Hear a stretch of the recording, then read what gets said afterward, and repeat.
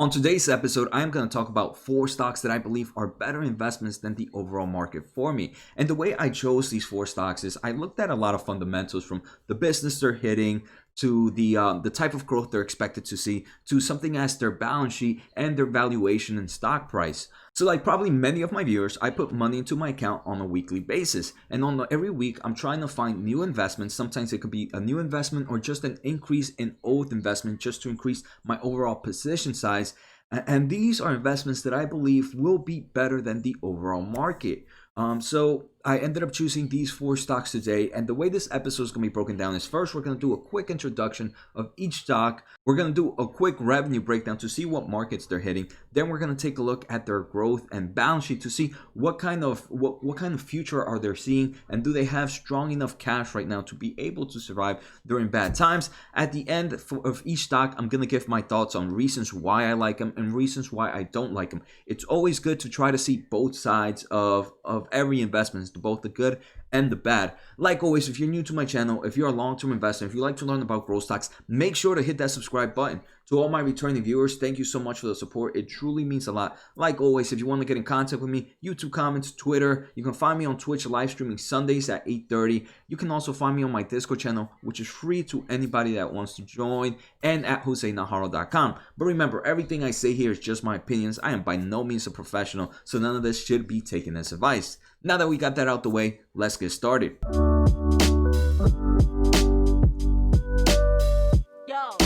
Alright guys, like I mentioned, today we're going to take a look at 4 stocks. And if you guys ever want to see when I buy my stocks, I actually post on my Discord channel almost like 5-10 minutes after I purchase. And like I mentioned, that's free to anybody that wants to join. You should see the link down below to my Discord channel. While you're down there, you'll see a link to Webull. If you sign up and follow the rules, we both can get a free stock, which is great. I mean, what's better than a free stock? Like always, if you're new, make sure to subscribe and hit the thumbs up. It helps the small channel out so much. I truly appreciate it. And let me know in the comments right now, did you guys purchase anything this week? It's always great to share with the community. Some of us might get some extra ideas or add some stocks to our watch list because everyone's sharing. So definitely appreciate if you guys can share what you guys bought this week, or if you didn't, why not? It's great to share just the overall thoughts so others can understand how different investors are behaving right now. All right, so the first company I'm going to take a look at is Cloudflare Inc. And this is ticker NET.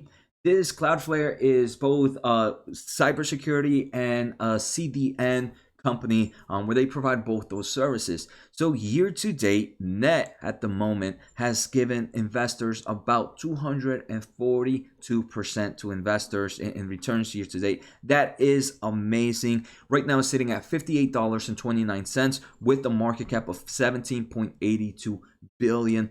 So now let's take a quick look at revenue breakdown. So Net only provides this one service, which is, if you go to their website, you can go pricing. They do different solutions, from solutions for CDNs, very similar to Fastly, where it's something to overall, the best way is overall speed up the internet for users and applicational use. They also have a lot of cybersecurity solutions. Again, you can go to their website and check them all out. Here in pricings, they kind of give you a breakdown of all the types of services they provide. For enterprises, they have like DDoS attack mitigations. They have CDN, global CDN network. So it's those are the 2 major things: the cybersecurity and the CDN platform of it. So Cloudflare right now, their revenue breakdown, if we take a look at their most recent earnings, it all comes from subscription base. It's all subscriptions for those things. And unlike other companies, their subscription is a set price. It's not by data usage.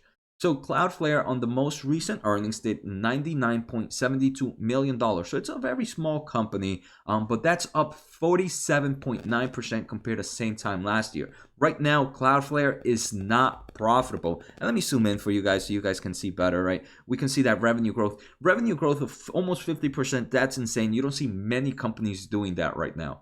Now let's take a look at their projected growth. For the upcoming 3 years, on average, Net is expected to grow 26.1% each year for the next 3 years, right? That doesn't mean every year will go 26.1. Maybe one year might be like 50, the next might be like 20, and so on and so forth. But the average within the next 3 to 5 years is 26.1. Anything growing over 15%, a lot of investors consider a high growth. So this is definitely a super growth company. But one thing we do want to see is they are not expected to be GAAP profitable anytime soon. Analysts are still expecting this to be kind of burning cash right now. So if it's burning cash, the most important thing is we have to take a look at their financial health. So their balance sheet right now is sitting at about $1.1 billion of cash and short-term investments, and they have about $400 million in debt. So this is actually a very great balance sheet. They have plenty of cash to be able to pay their debt almost 3 times over. So that tells me this company, even though it's not making money, it is definitely in a state where it will be able to survive multiple years until that revenue growth will finally be able to provide positive returns as earnings, right? Now, let's take a look at Cloudflare. What are some of the things I like? The first thing I like is right now with everybody moving to cloud, with the whole cloud business just booming all over, CDN and both cybersecurity solutions are definitely needed in this market. So it is great that Cloudflare is in a market. It's in a market that is going to continue to grow.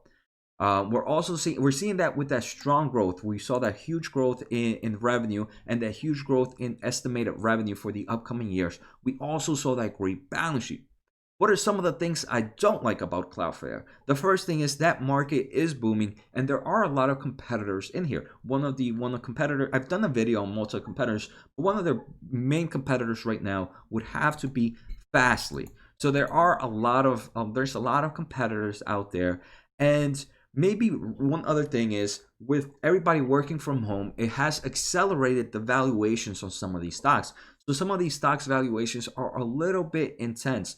Cloudflare's price to sales ratio is 43 on this upcoming year and 33 for the upcoming year. So those are some extended forward price to sales ratio. So those valuations are to me pretty crazy right now. So with that valuation, I do think net is going to be very volatile for the upcoming months, the upcoming weeks. So this is one of my biggest things that I don't like is the huge valuation right now and the ability that's going to be very, very volatile. We see it this past week. It was all over the place. It dropped about 6%, and now after that drop, it's up about 6%. So we can see the volatility in just the past 5 days has been insane. So why did I purchase if I believe so to me, volatility does not scare me from buying a company. Valuation would probably be a reason for me not to buy, but I dollar cost average, and Cloudflare is a tier 3 stock for me. So it's a stock that I believe will do better than the overall market, but it will always hold such a small portion of my portfolio.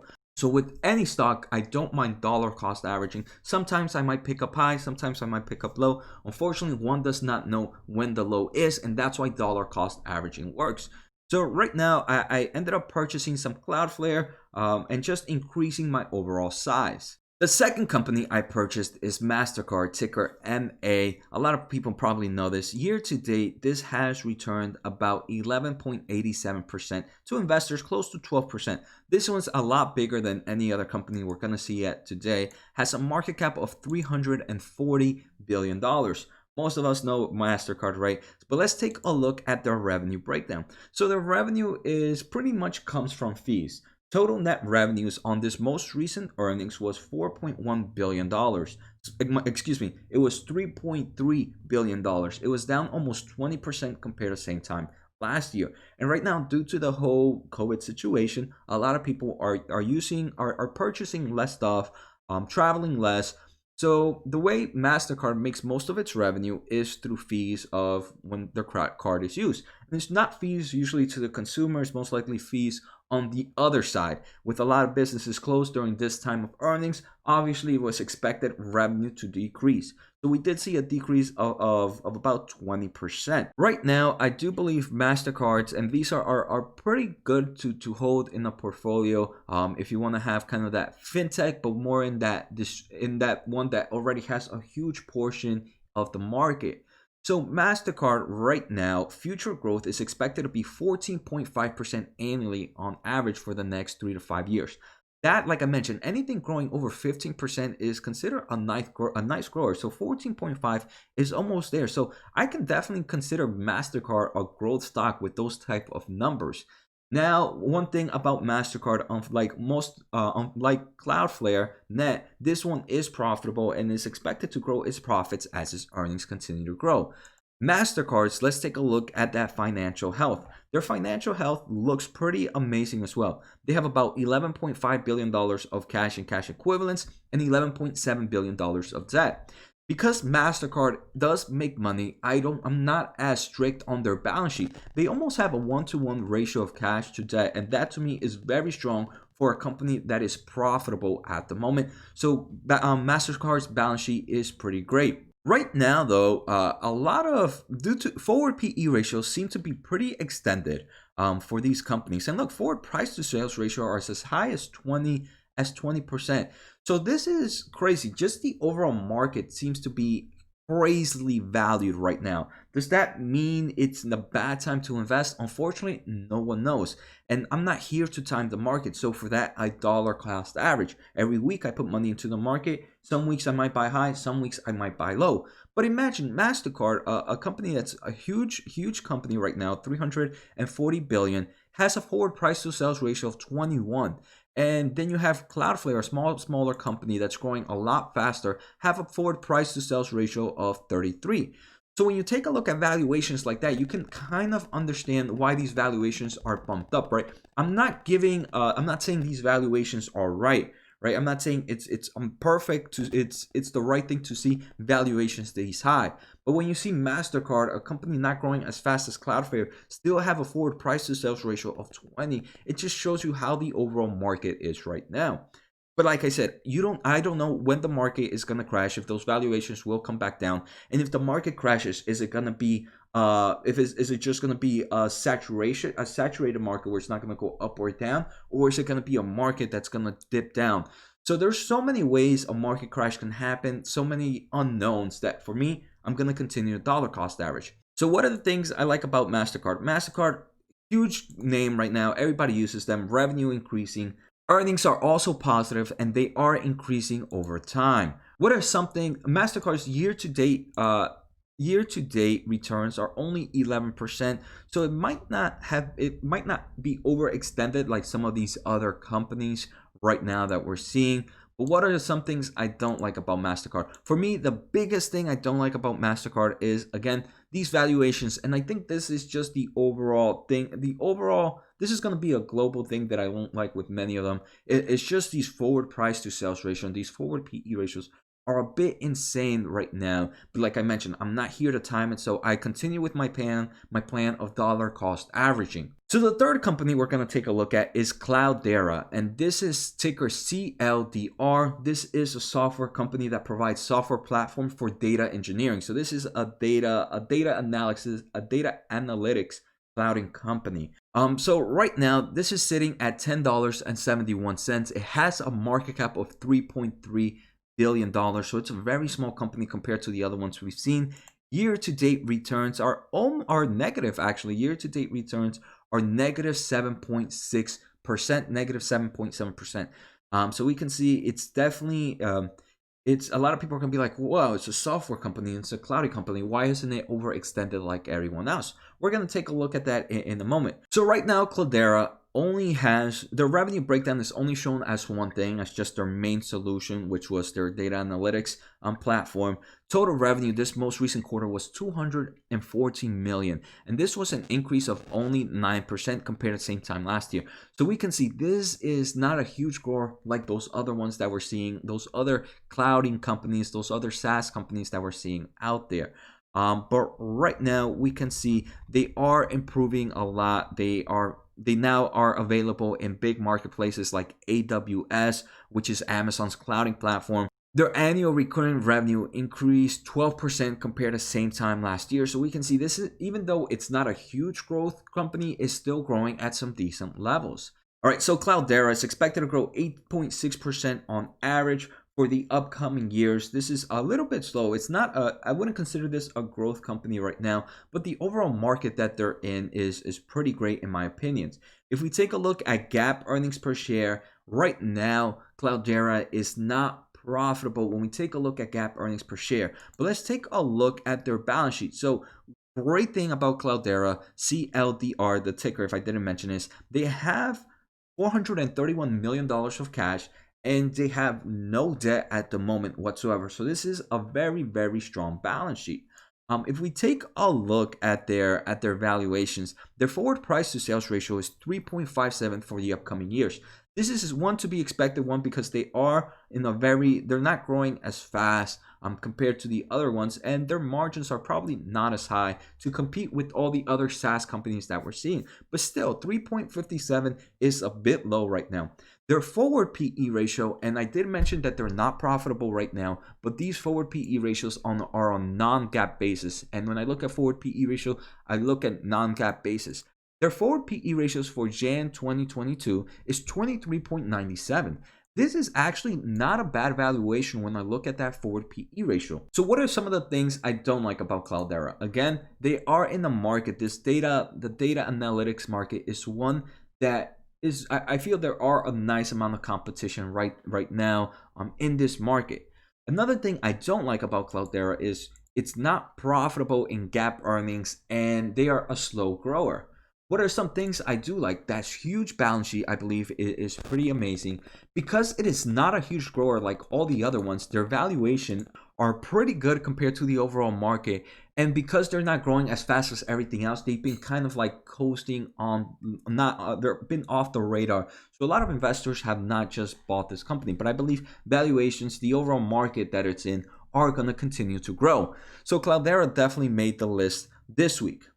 The final company I purchased this week is one that I don't think is kind of a shocker. I did about 2 videos on it this week, and that is Fastly, ticker FSLY. It dropped 5 year to date. This has done amazing to investors. It has done 293, but from its peak right now, it's down 34%. So it's lost 1/3 of its valuation from its peak.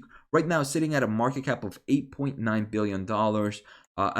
Again, now Fastly is a CDN company. It's pretty much the easiest way. It helps speed up applications, helps speed up internet for streaming and all for low latency. So I've done plenty of videos on Fastly. If you guys want to learn more about them, definitely check it out. So Fastly's revenue was $75 million this past quarter, and that grew 62% compared to the same time last year. This is an insane growth company, right? And that's insane. I think this is the fastest growing of all the ones we've seen. Their $75 million revenue breakdown is pretty much broken down in that one product of edge and cybersecurity platforms. So they don't really do much of a revenue breakdown, which is kind of a bummer. I definitely would like to see which solution is getting what type of revenue. Revenue growth for this company in the upcoming years is 26.1. So this is a super growth company, 26.1% on average for the next 3 to 5 years. Unfortunately, it's not expected to be profitable anytime soon. And this is a lot of things that a lot of investors should definitely know. And these is on GAAP earnings per share. So since they don't have any earnings coming soon, we have to make sure that balance sheet is super strong. They have $384 million in cash and $20 million in debt. So that's almost that's about 19 times more cash than debt. So this is a very, very strong balance sheet. Now let me take a look at what I like about Fastly. So Fastly, again, in the market, I believe is going to continue to grow with CDN and cybersecurity just due to the overall market we're in. The second thing is the super growth we're seeing, 26.1% on average annually for the next 3 years. Super growth.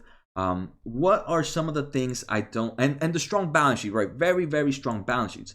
The things I don't like right now, forward price ratios are a bit extended, but right now with this pullback, a 24.61 doesn't seem too bad when we take a look at the forward price to sales ratio of MasterCard for 2021 being 18.24. So even though I do believe it has been extended with this pullback, it has definitely returned the valuations to at least a better price point. So it definitely allowed me to enter in this market and increase my overall position. And let me just say, right now, all these companies that I bought this week are tier 3 stocks. They mean that I believe they're gonna beat the market, so they're gonna help my returns do better than the overall market, and that's what I'm here to do. But at the same time, they will never be a huge position of my portfolio. And that's okay, right? Because even a small winner, even a small position, if it becomes a big winner, that's what moves your portfolio. So the valuation is one of the things I don't like them as much about this. And again, they're not profitable right now. And even in non-GAAP earnings per share, they're not expected to be profitable within the next 2 years. The other thing is a very, very volatile stock. So if you can't take the volatility, then this is definitely not a stock to look at. Because look, in just a matter of a day, of a few days, it lost over 34% of its valuation. But volatility works both ways. In a matter of a few days, this company it's seen 34% gains in a matter of weeks. So volatility works both ways, and that's something to show. So those are the 4 stocks I purchased this week. I hope you guys enjoy it. Let me know what you think. Take care, guys. Have a good night, and see you next time.